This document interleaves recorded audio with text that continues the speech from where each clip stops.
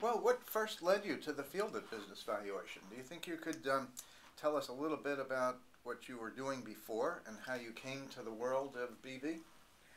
Well, I started my career as an electronic engineer. This was many years ago when we were still using vacuum tubes, even before the days of the transistor and the integrated circuit. And over the course of 20-some years, I gradually worked myself out of technical jobs into management. And then as a result of a merger, I found myself unemployed. I decided then that I'd rather not work for anybody else again. So I tried to make a living as a business intermediary, or business broker, to put it plainly. And I wasn't doing very well. When I sat back to ask myself what was the problem, I realized I'd been working hard to try to sell a lot of businesses that were never going to sell because they were overpriced or the owner was not properly motivated and so on. Then I decided to find out what a proper price for a business would be, and that led me into business valuation. Wow, how interesting. Now, I know that this was about 30 years ago, and at that time, I don't think it was as if you could go to the library and find a lot of books or find some competitors or peers. So how do you become a pioneer? Well, I found one or two books in the library, but they were really all about real estate appraisal or appraisal of large publicly held companies. I did discover there was an organization called the American Society of Appraisers and got interested in it. However, the American Society of Appraisers at the time did not have a business valuation specialty. They had that one they called intangibles, which came close to being business valuation, but not business valuation per se. So I decided I would start an organization for us business appraisers. So that was the origin of the Institute of Business Appraisers.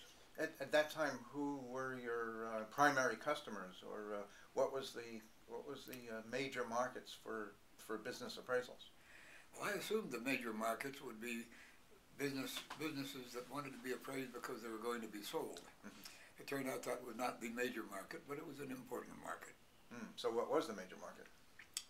The major market turned out to be a market for satisfying requirements for divorces, filing of tax returns, and so on, where the value of a business was an issue. And 30 years later, are things relatively similar, or how have they changed? I think things are relatively similar. I have heard a statistic, I can't vouch for it, that 90% of appraisals are not for a change of ownership. 90% of them are for some other purpose, satisfy a legal requirement.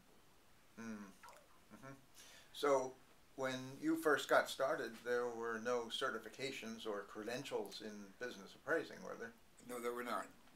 And was that one of the first things you thought of for IBA, or was training the focus, or what was the focus? Well, the idea of certified business appraisers was obviously part of the beginning. Establishing a transaction database was really the first thing I thought of as a way to start growing IBA. How important or not important was the concept of credentials or licenses or accreditations at that time? Well, the American Society of Appraisers offered a credential in intangible appraisal.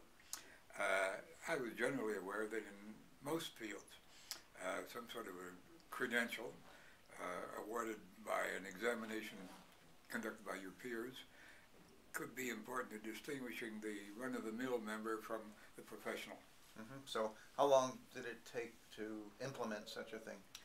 Oh, I believe we started implementing it almost immediately. And were you by yourself? Did you have or find a partner or partners, or how did that evolve? I started out by myself, and then after a while I hired a part-time secretary and then a full-time secretary. And at one point then I took on a partner who was a co-executive director with me, and we continued to grow the business from that point on. Very interesting history. Thank you. The IBA was the first of the BV education